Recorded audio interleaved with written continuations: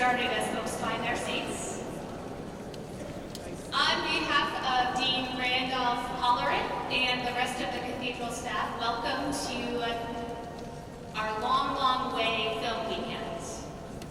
My name is Michelle Dibley. I'm the program director here at the Cathedral, and we're so pleased to have so many of you with us tonight.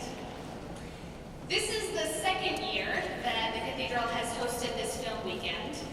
In both years, we have worked with Baylor University, and I want to give a particular thank you to Greg Garrett and Baylor for their initiation of this idea that we could take a film made some time ago and put it right next to a film that's just been made as a way of talking about this question of how far we may or may not have come. The name of our film festival comes from Dr. Martin Luther King Jr., who suggested that while we had come a long, long way in our quest for racial justice and reconciliation, we have yet a long, long way to go. So with both of our films this weekend, we're looking at questions of race, racial reconciliation, racial justice, and in particular, through Spike Lee's eyes, this question of how we engage the questions. We have several other sponsors who are working with us this year. So Austin Film Festival has also been an integral part of helping us secure films that we want to see. The National Episcopal Church has, along with the Cathedral, provided funding and resources. And this year we've been joined by the March on Washington Film Festival, with whom we have partnered for some other events. And we're delighted to have them on board. And my hunch is that many of you who are here tonight heard about the event through their mailing list. So we're eager to continue to build on that partnership.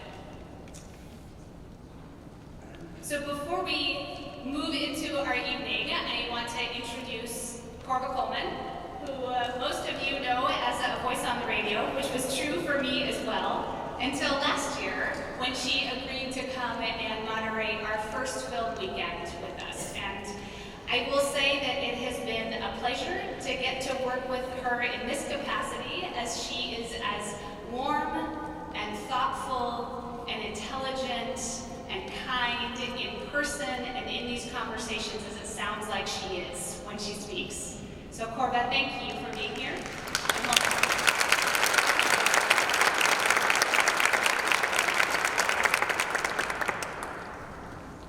Good evening. I'm glad to see so many warm and friendly faces here. This is terrific. Thank you for coming. I'd like to thank you for coming to the second night of It's a Long, Long Way, the film festival. I would particularly like to take this opportunity to thank the Austin Film Festival, Baylor University, and the National Cathedral for this opportunity to share this evening. I'm delighted to be working with a panel tonight, and I'm going to take a few moments to introduce these guests to you. And if the panelists will just kind of wave, we'll do it that way for now. First of all, the Reverend Canon Kelly Brown Douglas of Washington National Cathedral. Kelly?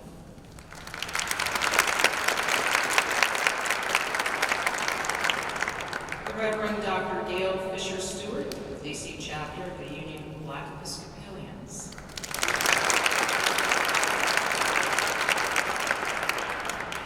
Dr. Mel Lewis, Goucher College, where, among other posts, she serves as director of the Center of Geographies of Justice. Mel?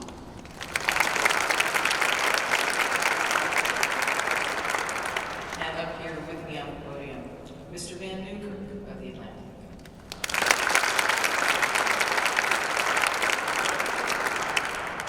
Here's how our evening is going to work.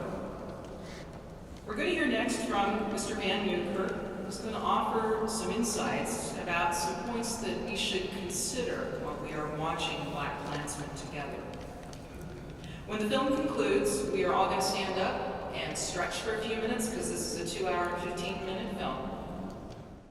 Then the 5 of us will return up here to the dais for a conversation about race as seen through the lens of this film. We'll also have time at the end to take a very few of your questions. I'll conclude the panel discussion, and then Reverend Brown Douglas will conclude our evening with her remarks. So, now to Van Newkirk and his thoughts about tonight's evening. Van?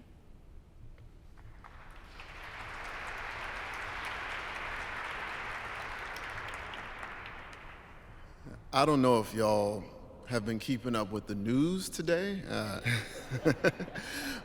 but they're talking a lot about the Ku Klux Klan recently with Virginia Governor Ralph Northam's possible forays into blackface or dressing up as a Klansman or putting shoe polish on his face to dress up as Michael Jackson and moonwalk. I figured that would be a good thing to meditate on as we turn our minds towards our next film, Spike Lee's BlacKkKlansman. BlacKkKlansman is a film where the title pretty much says what it's about. It's based on the true story of Ron Stallworth, the first black police officer in the Colorado Springs Police Department, who made a career out of infiltrating both the Black Power movement and infiltrating and disrupting a Ku Klux Klan plot. While the film is certainly very much a Spike Lee joint, and features everything from the moving dolly shots to the swelling jazz-based score and heavy-handed messaging that you come to expect from Spike Lee, unlike most of his films, it's based on previously written material, Stallworth's own book about his experiences.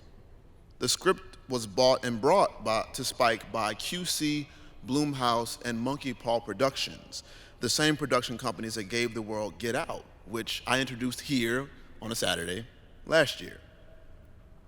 Yet, it's still made into a Spike Lee movie, connected both to the racist history of the country and the very real events of the present. I think especially in light of last night's viewing, what you'll see in BlacKkKlansman is a kind of completing of an arc that Spike began with Do the Right Thing. It is set a decade before Do the Right Thing, but I view it almost as a direct thematic sequel of sorts. Do the Right Thing saw Spike meditating on the legacy of the civil rights movement in the hood and how white backlash and black frustration rebounded against each other, propelling the protagonist Mookie to consider doing the right thing, whatever that means. It featured questions of whether change could be brought from the inside of the system or whether black revolutionary violence was viable, and it even mentioned Donald Trump. Those questions, concerns, and themes are also central to BlacKkKlansman. Watch for Ron's own journey and struggle to do the right thing. And meditate on how best to change the system. Watch how the film portrays the foment of white backlash against black civil rights, and how black revolutionary violence is both marginalized and furthered by the intervention of corrupt police. Watch how Spike questions the motives of individual officers and people who interact with that system. Think about Public Enemy's Fight the Power from Do the Right Thing. It's all through the film, and it samples a song by the Isley Brothers that was on the charts during the time of Ron Stallworth's career. Even watch how the stylized blaxploitation style palette that Spike uses for wardrobe and cinematography mirrors the same way he used hip-hop in Do the Right Thing. Now, Spike Lee doesn't really make sequels, and I'm sure he'd dispute many of my assertions here, but I think it makes sense to hold Do the Right Thing in your mind as we watch, and to maybe consider current events where the Klan and white supremacy and white violence are still part of the fabrics of our daily lives, as you do. And think about Ralph Northam and think about his Klan robes, or don't. And I give you BlacKkKlansman.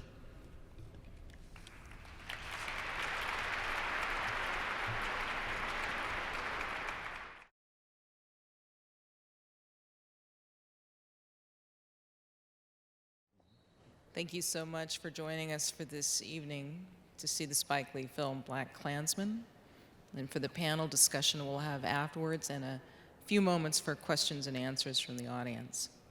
I'm Korva Coleman from NPR News, and I am very privileged to be with you this evening. I'd like to again reintroduce our panelists, starting to my very far right. We'll begin with Dr. Mel Lewis of Goucher College. Welcome, Mel. Seated next to her is the Reverend Canon Kelly Brown Douglas of Washington National Cathedral. In the middle is Mr. Van Newkirk of the Atlantic magazine. And seated to my immediate right is the Reverend Dr. Gail Fisher Stewart, the DC chapter of the Union of Black Episcopalians. Thank you all for being with us.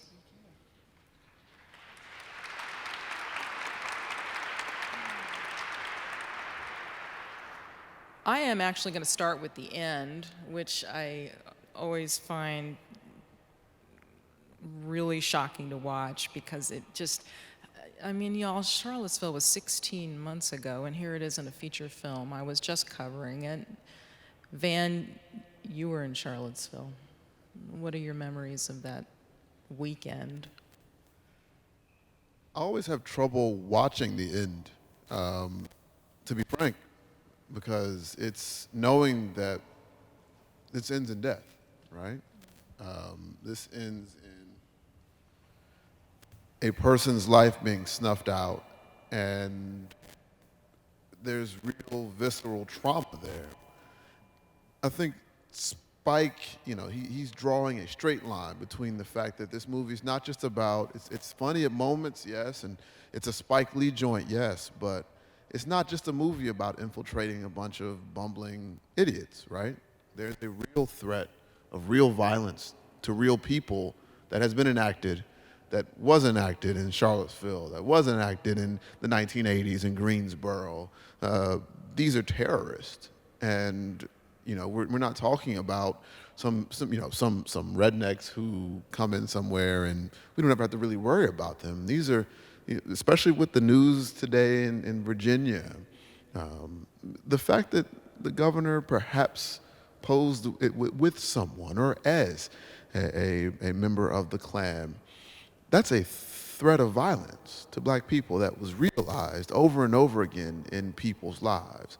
And that's what I think that end should make everybody think about, the fact that what we watched isn't, it's not farce. It's, real things have been done by these folks.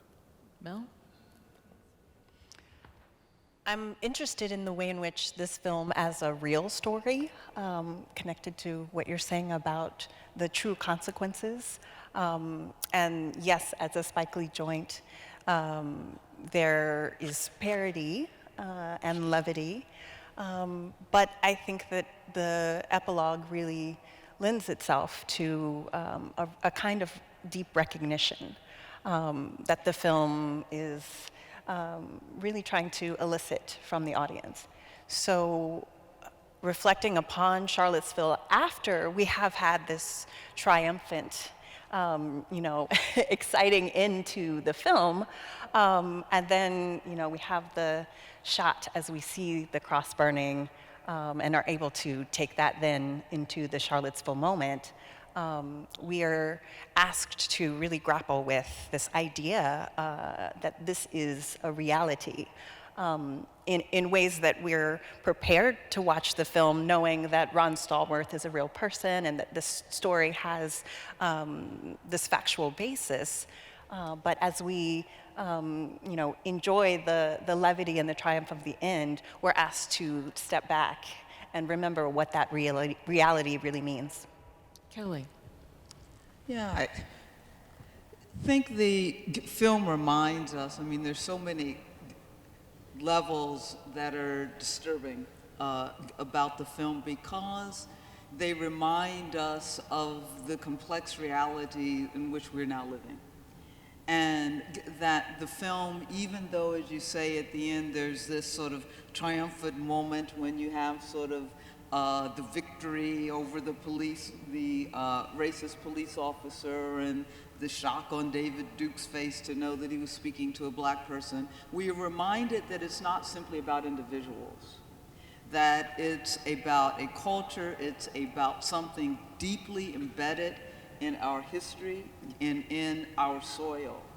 And so that you may replace the faces of individuals, but as long as that is not pulled out at its root and we don't really talk about and don't tell the truth about the white supremacy that is embedded in the very identity of this nation.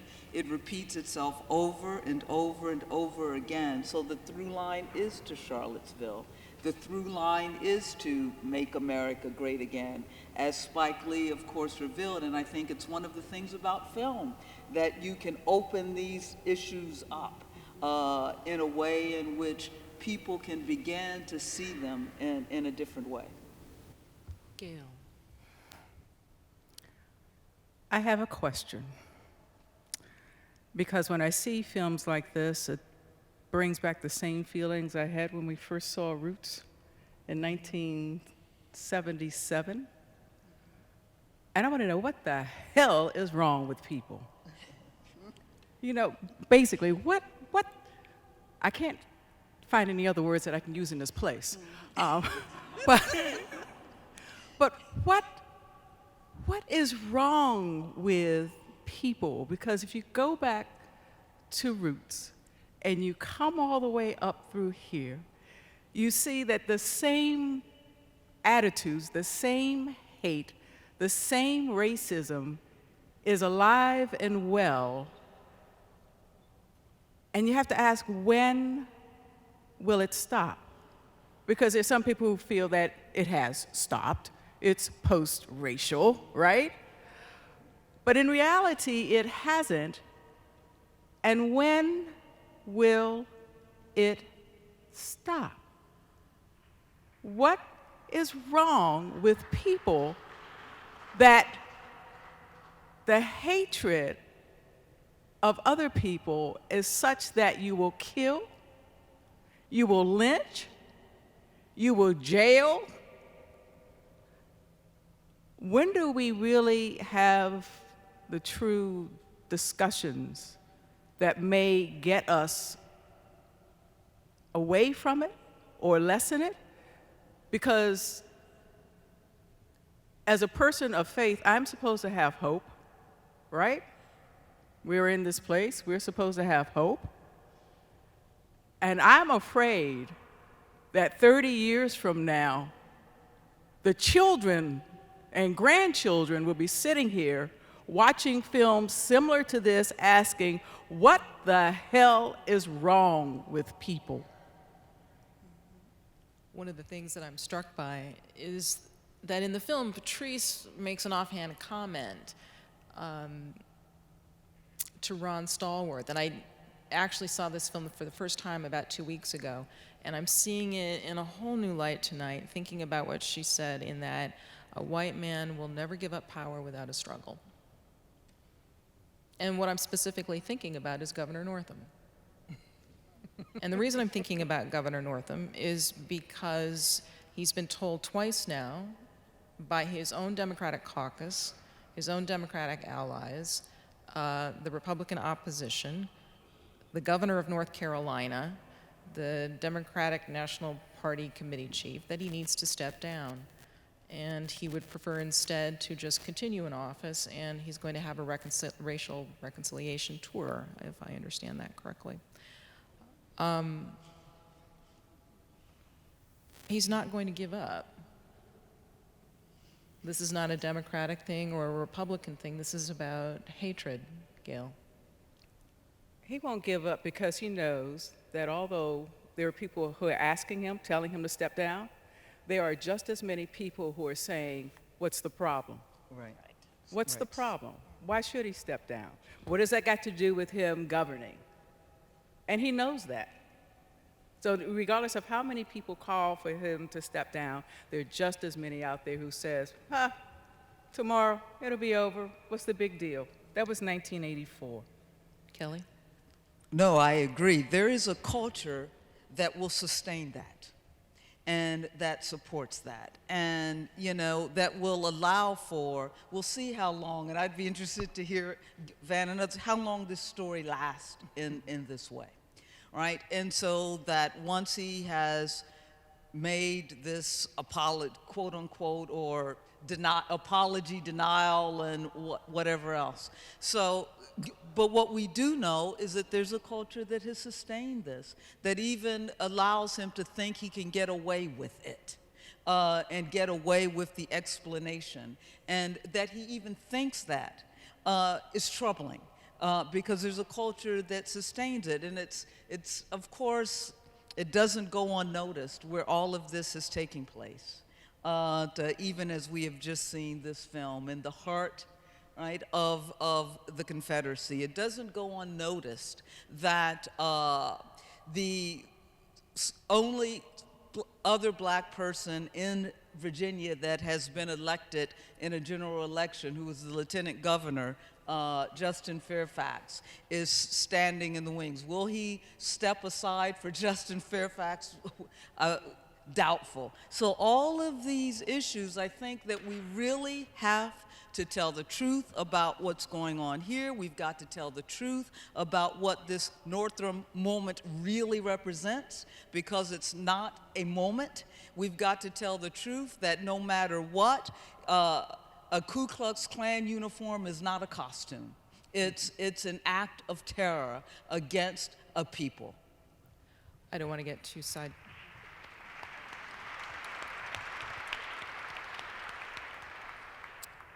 I don't want to get too sidetracked onto Governor Northam. I want to move to another question for Mel that I have, and that's the topic of code switching.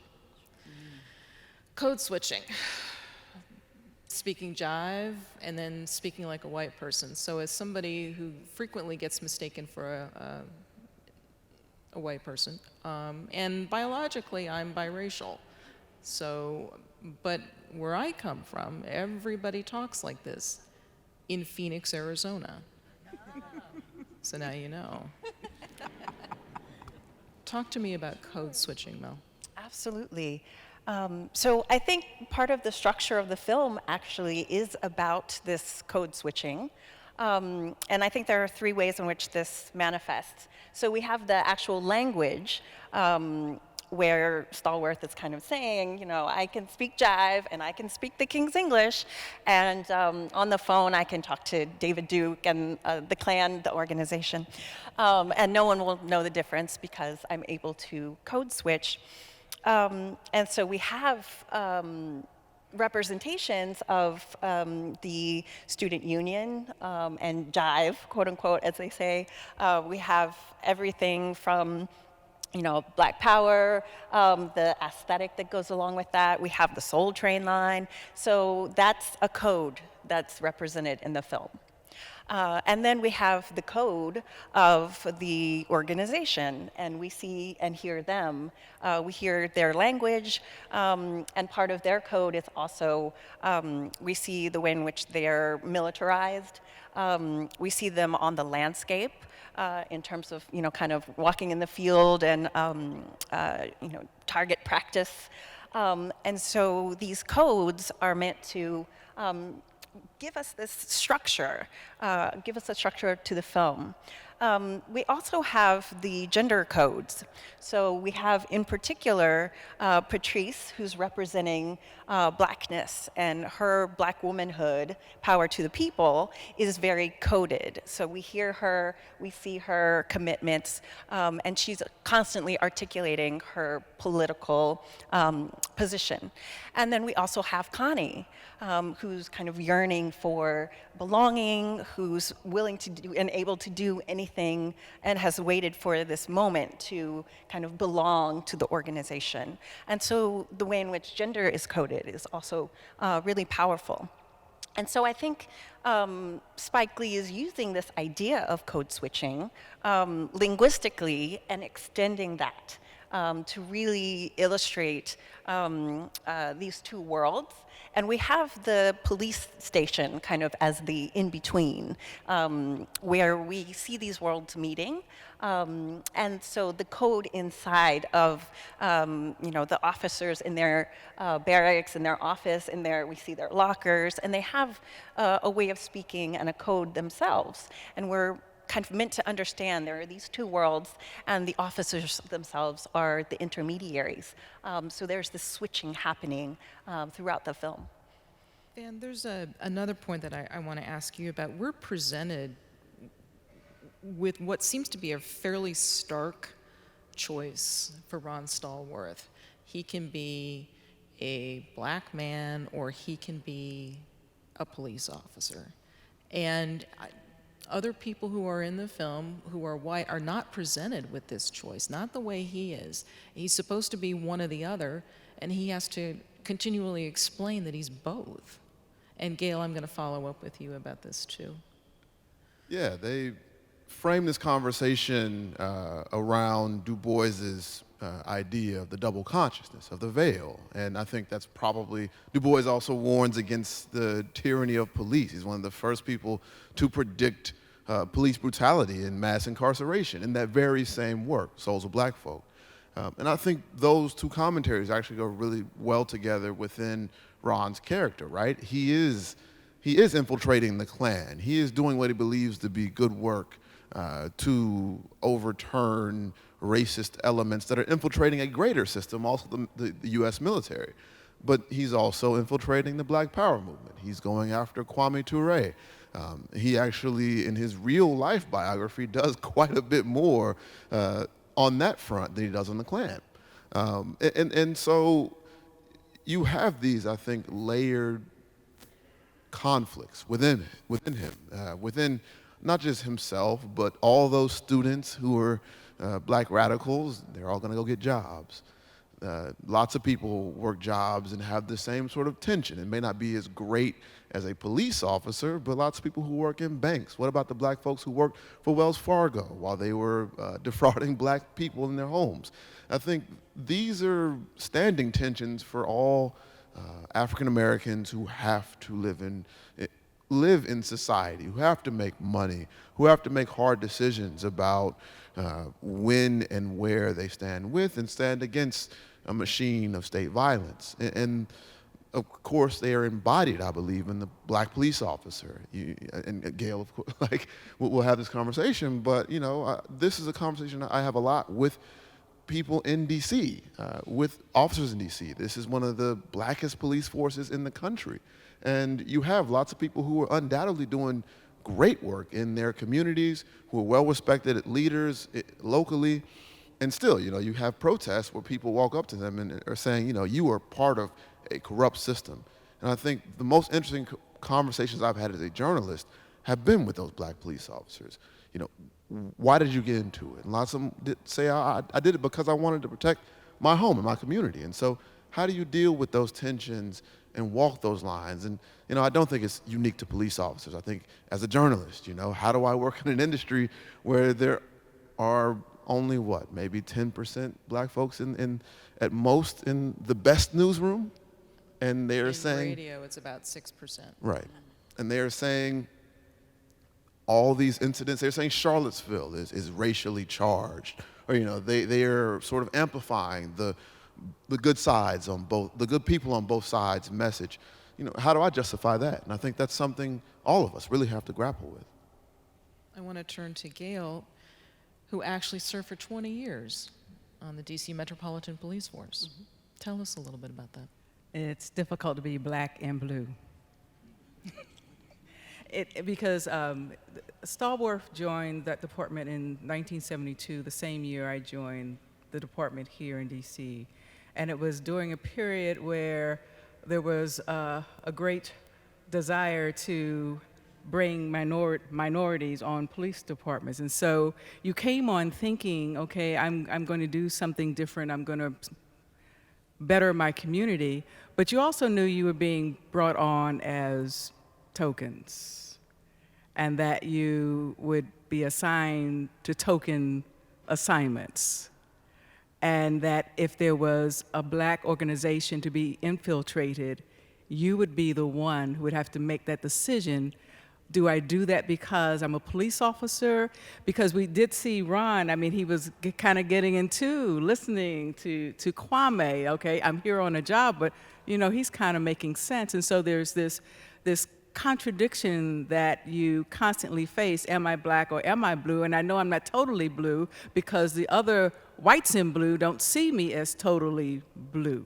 So there's this constant struggle to fit in a place where you don't really belong even today. And as we look at how blacks were used to infiltrate, say, the Panthers and the murder of Fred Hampton, right? That information was gathered by a black UC officer.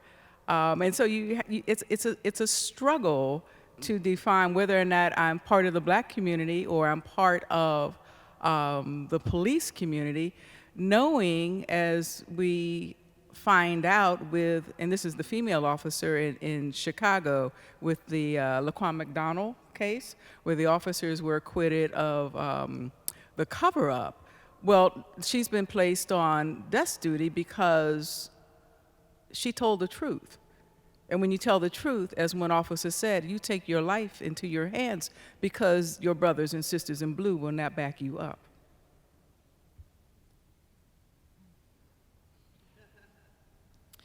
Kelly, what is the role of the church?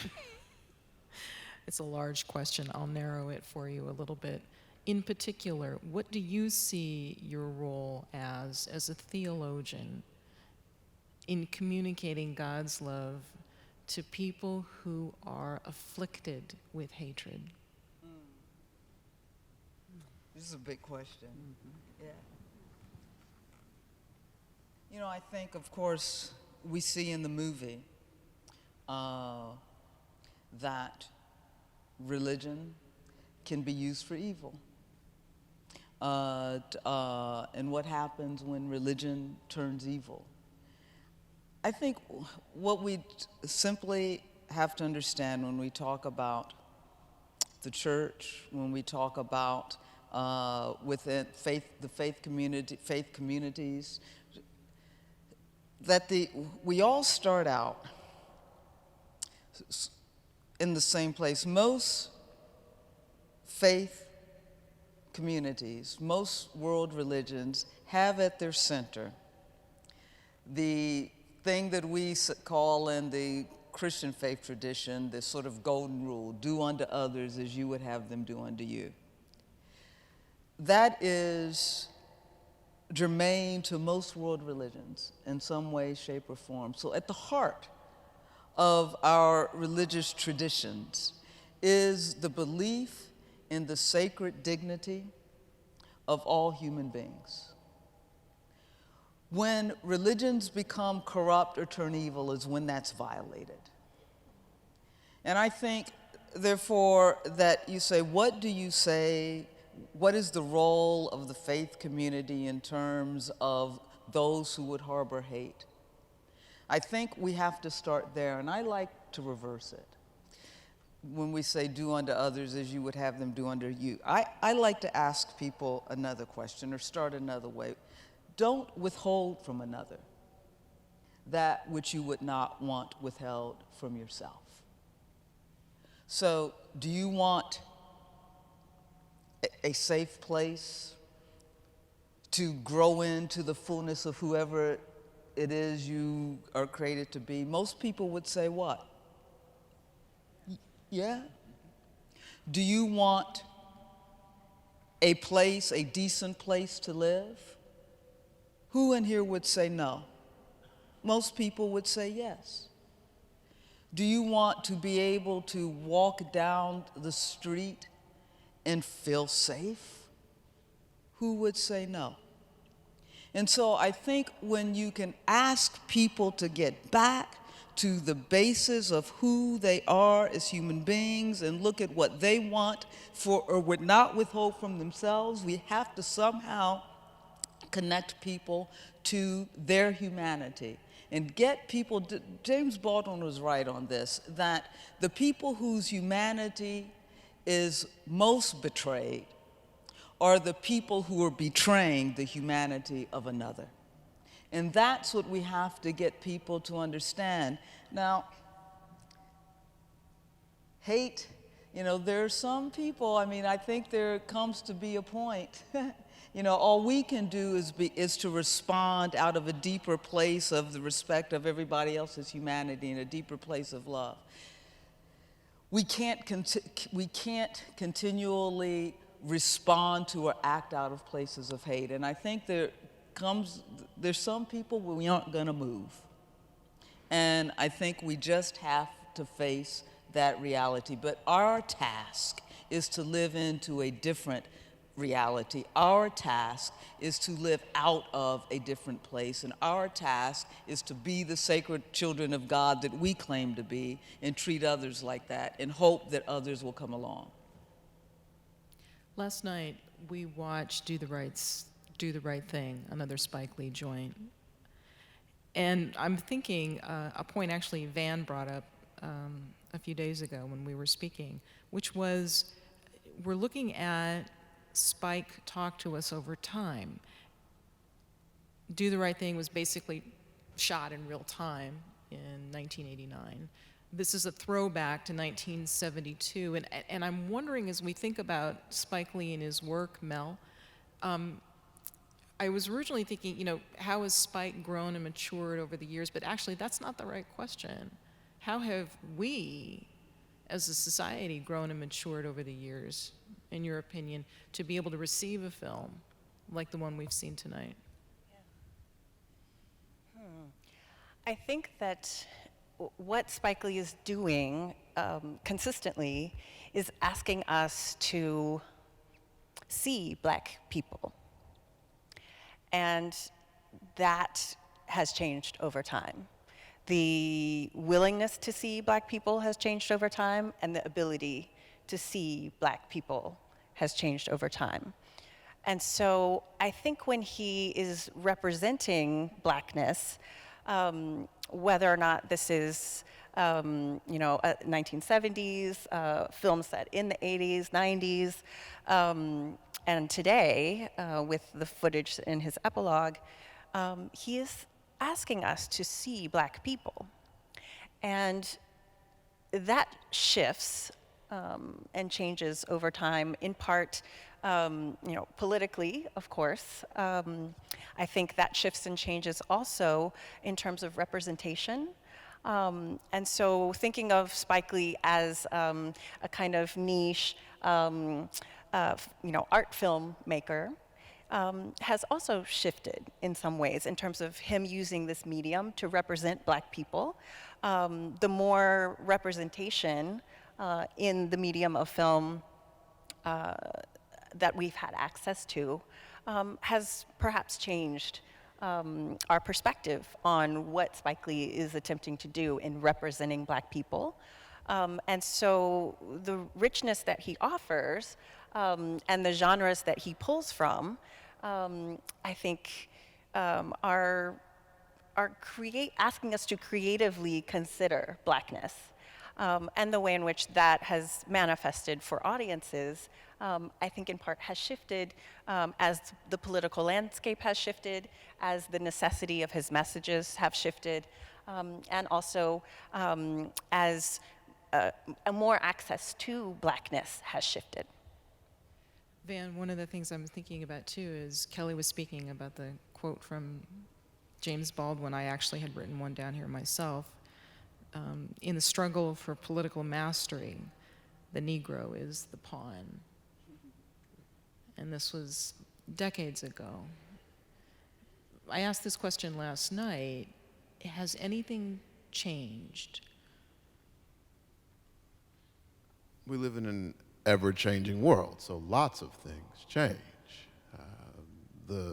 If you look at Spike Lee as a filmmaker, he's changed. The world he's responding to, the different cues. You look at, so the most important piece of, I think, Spike's canon is the urtext to me is Black Beauty. You know, I think Do the Right Thing we saw last night, that looks at a specific moment in Black beauty. It looks at the age of the sort of golden age, the dawn of hip hop as pop. And that era saw, I think, for the first time, Black beauty, the idea of beautiful Black women. That's why that movie starts, Black women dancing. It starts, that's an era, sort of where that penetrates the mainstream. And then you roll the clock back with BlacKkKlansman. You look at Kwame Ture's speech, which I think is just the most striking moment of that film. It's basically 10, almost 15 minutes they've dedicated to a whole speech, which never happens in the movie.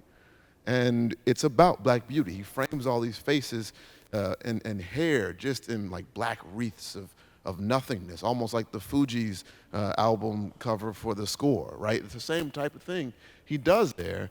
And I think that's one thing I would actually say has changed over time, the acceptance of black faces on some level. Not, it's nowhere near 100%, may not even be 50%. But you know, when that era was coming around and black is beautiful was the slogan and catchphrase, that was promoted specifically to get people to accept that black people were human and that they were able to enter spaces. And I think there has been some movement on that front. Again, it hasn't been nearly what we need. It hasn't been enough to stop black children from being shot by police. It's not enough to stop public officials from dressing as Klansmen. It's not enough.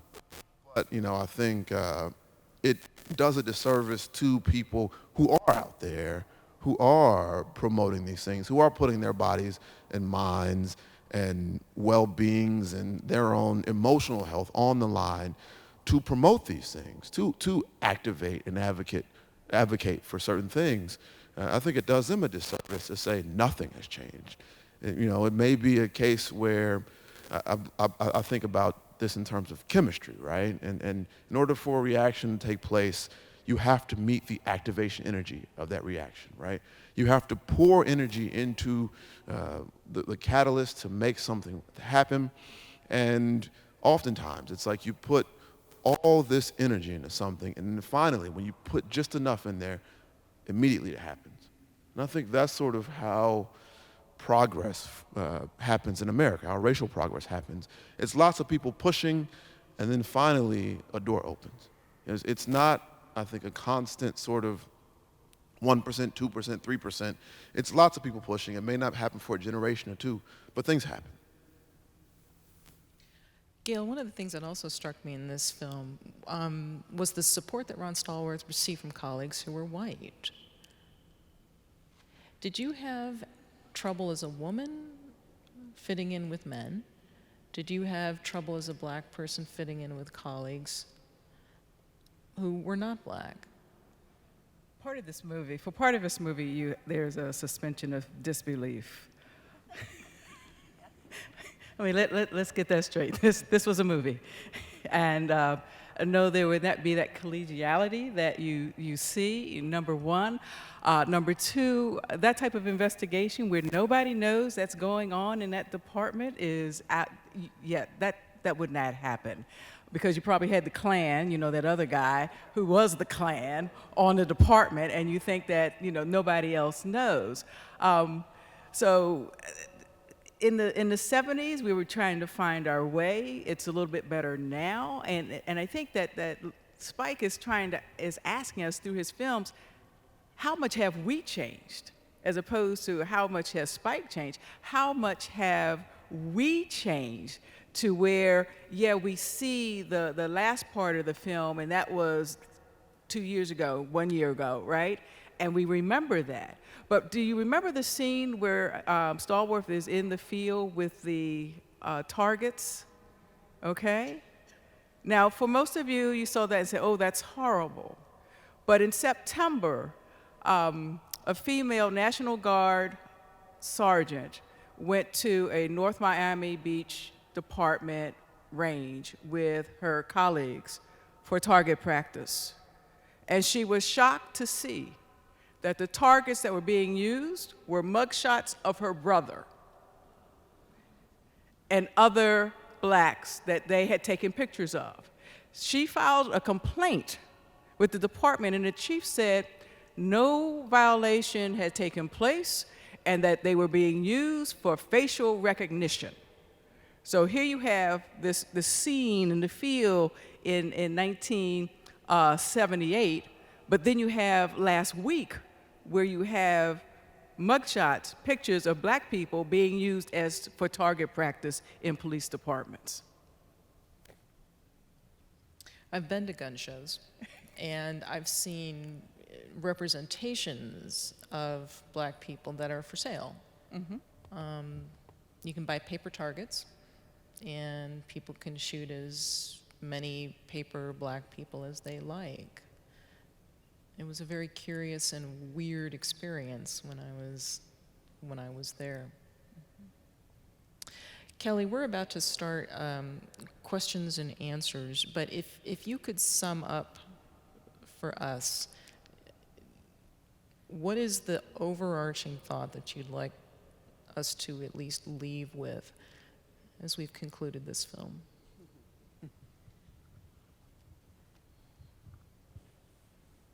You know, I think that one of the things that films do, and it's what's taking place here, is it opens us up to experiencing perspectives, having experiences, and seeing things that we ordinarily might not be able to see.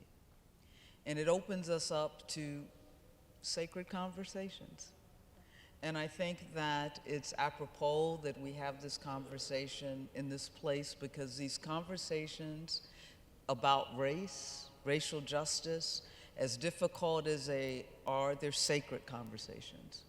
And I call them sacred conversations because it is until we have them that we will be able to really respect and see the sacred dignity of all of humanity, regardless of the ways in which we may be colored, we may be gendered, the languages we speak, the way in which we express our gendered realities, etc. And so I think that what I'd like people to take away is the significance of these conversations, and that they are sacred indeed, and we will continue to revisit these places if we don't have these conversations. Thank you. We have a few minutes for questions and answers. We're going to have Michelle Dibley take a microphone. We have time for not everybody, but a few. If you'd like to raise your hand, we'll recognize you.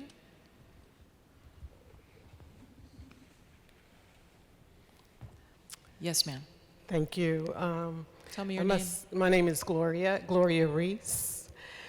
And I have to take a breath and say that these have been 2 nights of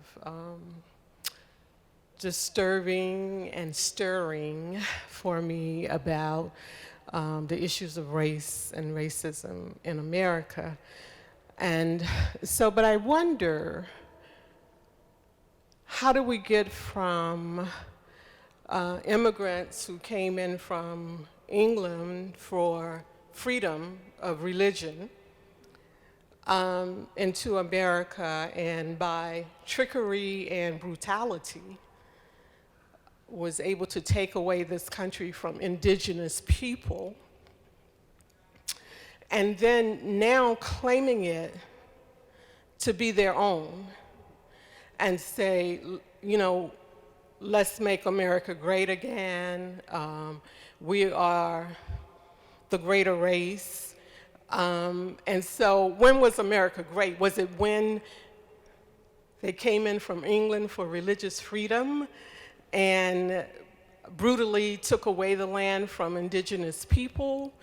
Was it when they enslaved a whole race of people and built America on their backs, right? And then treated them and considered them to be less than human? Or was it when they were lynching Black people and killing them? You know, and so we're at this point now, and how do we get here? And do you see it getting any better? May I direct that? May I Yes, direct ma'am. that? Kelly, and then quickly Mel. Yeah. And the reason I asked to answer that question is, did a lot of research on this. There was a line in the movie where I think one of the Klansmen talked about this running through our blood, right? and from the very beginning, he said, one of the things, and this is the myth that we have to demythologize about America. When the Puritans and Pilgrims crossed the Atlantic and came to this country, they truly believed themselves to be, and they articulated it, and you can find it, it's easy to find in the records. They truly believed that they were the remnant of an Anglo-Saxon exceptionalist people. And they believed that they, as they came across the ocean, that they in fact had the intention of building a nation, this city on the hill, that would in fact reflect, and they said it, their Anglo-Saxon exceptionalist heritage. And so we have to be clear, and then and this continues throughout the history. The notion of American exceptionalism was always linked with Anglo-Saxon exceptionalism. So the real question becomes, where did the notion of democracy, liberty, and justice and freedom from all come from? So you always have these competing narratives. And so that's why we're at this point. It's not like, how did we get here? We have seen these moments come over and over again where the country has to decide, who do you want to be?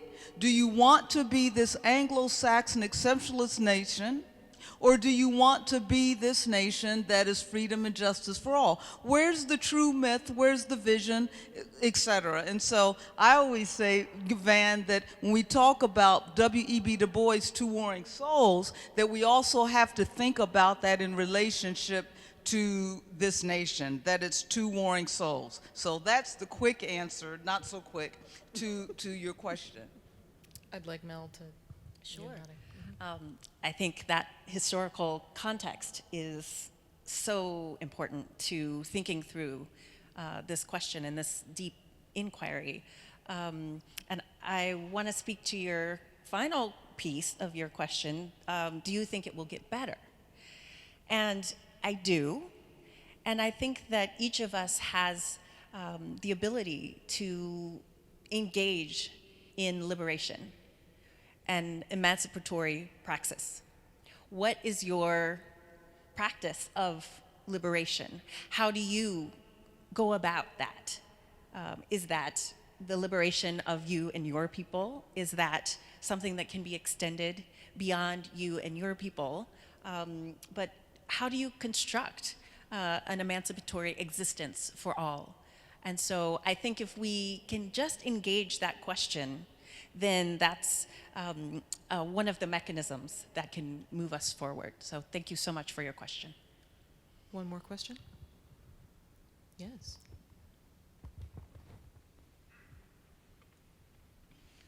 No, no, I'm sorry, ma'am. There's a young man back here. Oh. Yeah, we'll do both. Sure. Okay. All right. So, yeah, thank you all panelists. So if you know Spike Lee's films, you know that he's kind of been trying to recycle a lot of elements from Do the Right Thing in many of his works. Jungle Fever is an good example of that.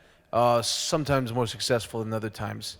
What do you think of some of the elements of Do the Right Thing that translate into BlacKkKlansman especially well, to the point at which we're now bringing the two films in conversation with one another this weekend? So I've spent much of the film thinking about this, and I think there are some specific callbacks. So like the film ends with Prince, and Prince is one of the people, they talk about and Do the Right Thing. The sort of all my heroes are black part, those are almost word for word, and all the different like racial epithet strings. Spike loves doing that. I don't know why, but he loves doing that. And those are things that seem to me to be direct echoes. But deeper than that, I think, so the thing that I just talked about, that meditation on black beauty, Do the Right Thing is a movie also about black beauty. It is, he does a very purposeful, specific job of framing black faces in a way, very close-up shots of black people's faces and hair and shoes and gear. and does that, as a person who's on the inside, literally in that film, and who loves it. And I think, he developed that sensibility over the years from then on, and it's kind of masterfully displayed in the scene I talked about in BlacKkKlansman. Also, just how the wardrobe is so impeccably chosen to reflect a certain era in Black consciousness and beauty and self-imagery. Those are things that are stylistic callbacks to me to do the right thing. And I think when you think about the messaging, the last photograph of MLK and Malcolm X, and he's really meditating on that message. I think he's still meditating on that message in BlacKkKlansman, sort of the institutionalist versus the burn it all down, and he has some of the very same conversations, and yeah, he's still thinking about those same things. We have a question here, and this will be our last question as our time is running out. Yes, ma'am. I have 3 things going on. It's So a can short question, though. All right. The first thing is, and I asked Gail about this, because this whole thing about Jesus was killed by Jews. I mean, I didn't grow up like that. That wasn't a religious thing that I learned. So I have this thing going on inside of me, especially being in this place, and I am Episcopalian, about how religious beliefs get so twisted enough to support the killing of another. So that's one thing. The second thing is just watching how David Duke says, and it's kind of flows throughout, that, oh yeah, we're not going to wear the hoods. We're going to put on khakis and walk out into the world as just regular old folks until we show up as the lead of some government organization. And I always felt with this movie that it is so in your face, not only in real life, but in what Spike Lee did, in putting it on the screen for us all to really realize that we think maybe we can meditate this away or put it away, or they're over there somewhere, they're not in our lives. But these people could be right next to you, and maybe they're not in their Klansman gear. And then the very last thing is, one thing I do know about Spike's movies is he's constantly saying, he's not saying it so much lately, so that's a change, maybe, is wake up. He actually has the actors screaming it in one of the movies, I can't remember it. Wake up. And so, I think his movies are so good at putting it in your face so that we all, not just Black folks, that we all can wake up to the farce, the fallacy, the joke that we're living that is so tremendously hurting all of us. And I just think that's a travesty, so that's what I had to say. Gail, I'm going to ask you to comment. There are several things. I think for me the whole thing is, what is the right thing?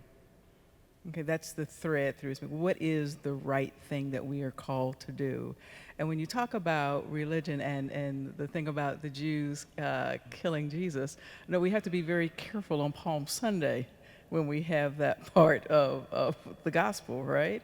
And so we have to do some background work before we do that, because a lot of people would think that, it was the Jews that was calling for Christ's death. But the Bible can be twisted any way you want it, and it has.